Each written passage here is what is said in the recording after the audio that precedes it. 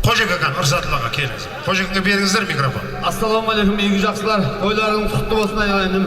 Құда қаласа. Алла тойдан кейін басын ас беріп той беріп жатыр екенсің. Елге беріп отқан асыңа береке берсін басыңа. Бозторғайдай шырылдап қыдыры жүрсін қасыңда. Босағаңа жаманшылық жетпесе, төреңне игі жақсылар кетпесін. Келін ал құда қалса келісті болсын, келешегің өрісті болсын. Жастарың бақытты, баянды, дәулетті, Алла перзентті, тойларың тойға аласа берсін, Аллаху акбар. Аумин, Аллаху акбар. Көкпар көтеріп келе жатыр мына. Айтулы комиссар есімді тұлпар ағайын мына.